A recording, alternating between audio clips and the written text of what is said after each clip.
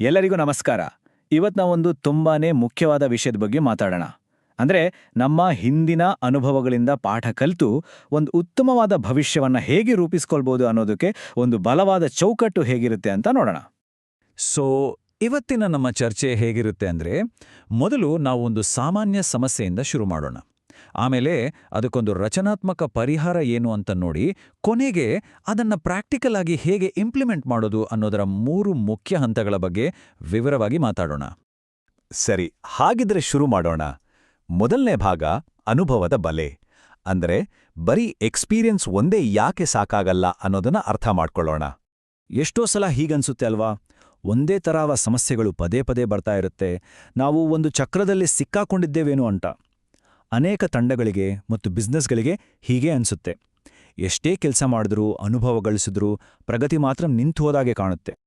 ಹಾಗಿದ್ರೆ ಈ ಸಮಸ್ಯೆಯ ಮೂಲ ಕಾರಣವಾದ್ರೂ ಏನು? ಇಲ್ಲಿ ನೋಡಿ, 2 ವಿಷಯಗಳಿವೆ.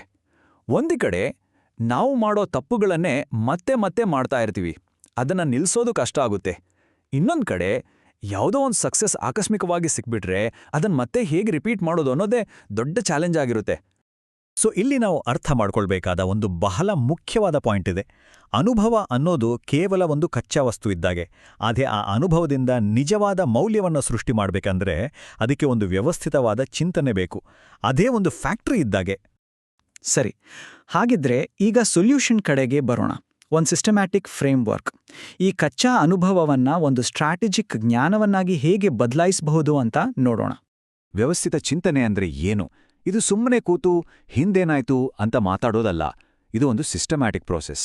ಅಂದ್ರೆ ಹಳೇ ಘಟನೆಗಳಿಂದ ಪಾಠ, ಒಳನೋಟಗಳನ್ನ ಕಲ್ತು ಅದನ್ನ ಭವಿಷ್ಯದ ನಿರ್ಧಾರಗಳಿಗೆ ದಾರಿ ಮಾಡಿಕೊಡೋ ಹಾಗೆ ಬಳಸ್ಕೊಳ್ಳೋದು. ಈ ಫ್ರೇಮ್ವರ್ಕ್ನಲ್ಲಿ ಮುಖ್ಯವಾಗಿ 3 ಸ್ಪಷ್ಟ ಹಂತಗಳಿವೆ. ತುಂಬಾ ಸಿಂಪಲ್. ಮೊದಲನೇದು ವಿಮರ್ಶೆ, ಅಂದ್ರೆ ಡೇಟಾ ಕಲೆಕ್ಟ್ ಮಾಡೋದು. ಎರಡನೇದು ಸಂಶ್ಲೇಷಣೆ, ಅಂದ್ರೆ ಅದರಿಂದ ಪಾಠಗಳನ್ನ ಕಂಡುಹಿಡಿಯೋದು. ಮತ್ತು 3ನೇದು ಕಾರ್ಯಗತಗೊಳಿಸುವಿಕೆ, ಅಂದ್ರೆ ಆಕ್ಷನ್ ತಗೊಳ್ಳೋದು. ನೋಡಿ, ಭೂತಕಾಲದಿಂದ ಶುರುವಾಗಿ ಭವಿಷ್ಯವನ್ನು ರೂಪಿಸುವ ಕಡೆಗೆ ಹೋಗುತ್ತೆ ಈ ಪಯಣ. ಸರಿ, ಈಗ 3ನೇ ಭಾಗಕ್ಕೆ ಬರೋಣ. ಮೊದಲನೇ ಸ್ಟೆಪ್, ಮಾಹಿತಿಗಾಗಿ ಭೂತಕಾಲವನ್ನ ಕೆದಕೋದು. ಇದನ್ನ ಡಯಾಗ್ನಾಸ್ಟಿಕ್ ಫೇಸ್ ಅಂತಾನೂ ಕರೆಯಬಹುದು. ಇಲ್ಲಿ ನಾವು ಒಬ್ಬ ಪತ್ತೇದಾರನ ಥರ ಕೆಲಸ ಮಾಡಬೇಕು. ಫ್ಯಾಕ್ಟ್ಸ್ ಏನು, ಅಬ್ಸರ್ವೇಷನ್ಸ್ ಏನು ಅಂತ ಸಿಸ್ಟಮ್ಯಾಟಿಕ್ ಆಗಿ ಕಲೆಕ್ಟ್ ಮಾಡಬೇಕು. ಈ ವಿಮರ್ಶೆ ಮಾಡುವಾಗ ಬಿಸ್ನೆಸ್ಸಿನ ಎಲ್ಲಾ ಮುಖ್ಯ ಭಾಗಗಳನ್ನು ನೋಡಬೇಕಾಗುತ್ತೆ. ಉದಾಹರಣೆಗೆ, ಸ್ಟ್ರಾಟಜಿ ಹೇಗಿತ್ತು, ನಮ್ಮ ಆಪರೇಷನ್ಸ್ ಹೇಗಿತ್ತು, ಮಾರುಕಟ್ಟೆ ಅಥವಾ ಗ್ರಾಹಕರಿಂದ ಬಂದ ಫೀಡ್ಬ್ಯಾಕ್ ಏನು, ನಮ್ಮ ಫಿನಾನ್ಷಿಯಲ್ ಪರ್ಫಾರ್ಮೆನ್ಸ್ ಹೇಗಿತ್ತು, ಮತ್ತು ಕೊನೆಯದಾಗಿ ನಮ್ಮ ಟೀಮ್ ಡೈನಾಮಿಕ್ಸ್ ಹೇಗಿತ್ತು. ಹೀಗೆಲ್ಲವನ್ನು ನೋಡೋದ್ರಿಂದ ಯಾವುದೂ ಮಿಸ್ ಆಗಲ್ಲ. ಈಗ ಈ ಟೇಬಲ್ ನೋಡಿ, ಇದು ತುಂಬಾ ಇಂಟ್ರೆಸ್ಟಿಂಗ್ ಆಗಿದೆ.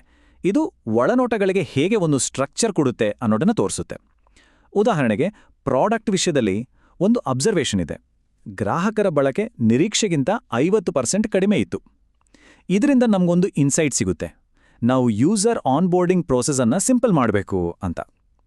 ಇದೇ ರೀತಿ ಒಂದು ವೀಕ್ಷಣೆಯನ್ನ ಭವಿಷ್ಯದ ಆಕ್ಷನ್ಗೆ ನೇರವಾಗಿ ಕನೆಕ್ಟ್ ಮಾಡುತ್ತೆ. ಸರಿ, ಈಗ ಡೇಟಾ ಕಲೆಕ್ಟ್ ಮಾಡಿದ್ವಿ. ಮುಂದಿನ ಹಂತ ಅಂದ್ರೆ 4ನೇ ಭಾಗ, ನಿರ್ಣಾಯಕ ಪಾಠಗಳನ್ನ ಕಂಡುಹಿಡಿಯೋದು. ಇದನ್ನ ಸಿಂಥೆಸಿಸ್ ಫೇಸ್ ಅಂತ ಕರಿತೀವಿ.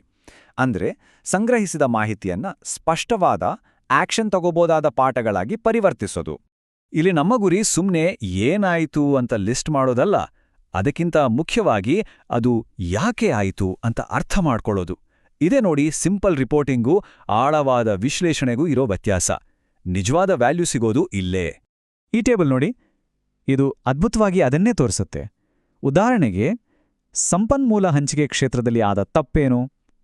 ಕಡಿಮೆ ಪರ್ಫಾರ್ಮ್ ಮಾಡ್ತಿದ್ದ ಚಾನೆಲ್ಗಳ ಮೇಲೆ ಮಾರ್ಕೆಟಿಂಗ್ ಬಜೆಟ್ ಜಾಸ್ತಿ ಖರ್ಚಾಯಿತು. ಓಕೆ, ಇದರ ಮೂಲ ಕಾರಣ ಏನು?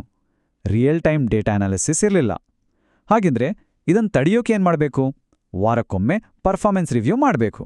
ನೋಡಿ ಹೇಗೆ ಒಂದು ತಪ್ಪಿನ ಮೂಲ ಕಾರಣವನ್ನು ಹುಡುಕಿ ಅದಕ್ಕೊಂದು ಸ್ಪಷ್ಟವಾದ ಪರಿಹಾರಕ್ಕೆ ದಾರಿ ಮಾಡಿಕೊಡುತ್ತೆ ಈ ಫ್ರೇಮ್ವರ್ಕ್. ಇಲ್ಲಿ ಇನ್ನೊಂದು ಮುಖ್ಯವಾದ ವಿಷಯ ಇದೆ.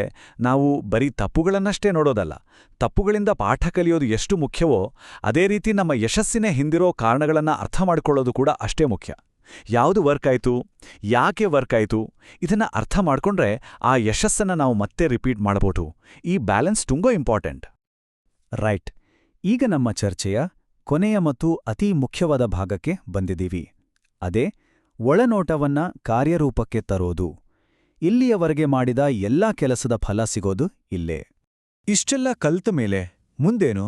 ಈ ಫ್ರೇಮ್ವರ್ಕ್ನ ಒಂದು ವಿಶೇಷತೆ ಅಂದ್ರೆ ಇದು ನೂರಾರು ವಿಷಯಗಳ ಮೇಲೆ ಗಮನ ಹರಿಸೋ ಬದಲು ನಮ್ಮನ್ನ ಪ್ರಯಾರಿಟೈಸ್ ಮಾಡೋಕೆ ಪ್ರೇರೇಪಿಸುತ್ತೆ.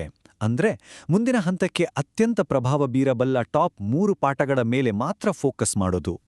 ಹೀಗೆ ಆರಿಸ್ಕೊಂಡ ಆ 3 ಮುಖ್ಯ ಪಾಠಗಳನ್ನ ಸುಮ್ಮನೆ ಬಿಡೋದಲ್ಲ, ಅದನ್ನ ತಕ್ಷಣವೇ ಕಾರ್ಯರೂಪಕ್ಕೆ ತರಬೇಕು. ಹೇಗೆ?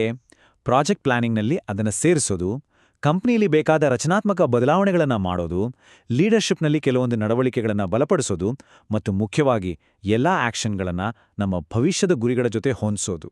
ಹೀಗೆ ಮಾಡಿದಾಗ ಮಾತ್ರ ಆ ಪಾಠಗಳು ಕೇವಲ ಒಂದು ಡಾಕ್ಯುಮೆಂಟ್ನಲ್ಲಿ ಉಳಿಯೋದಿಲ್ಲ. ಸೊ ಕೊನೆಗೆ ಈ ಇಡೀ ಪ್ರಕ್ರಿಯೆಯ ಸಾರಾಂಶವೇ ಈ ಪ್ರಶ್ನೆ: ನಮ್ಮ ಚಿಂತನೆಯಿಂದ ಬಂದ ಯಾವ ನಿರ್ಣಾಯಕ ಪಾಠಗಳು ನಮ್ಮ ಮುಂದಿನ ಹಾದಿಯನ್ನು ಅತ್ಯಂತ ಶಕ್ತಿಯುತವಾಗಿ ರೂಪಿಸ್ತವೆ ಮತ್ತು ಭವಿಷ್ಯದ ಯಶಸ್ಸಿಗಾಗಿ ನಾವು ಅವುಗಳನ್ನು ಹೇಗೆ ಕಾರ್ಯರೂಪಕ್ಕೆ ತರಬಹುದು? ಈ ಒಂದು ಪ್ರಶ್ನೆ ನಮಗೆ ಒಂದು ಸ್ಪಷ್ಟವಾದ ಕಾರ್ಯರೂಪಕ್ಕೆ ತರಬಹುದಾದ ಮಿಷನ್ ಅನ್ನು ಕೊಡುತ್ತೆ.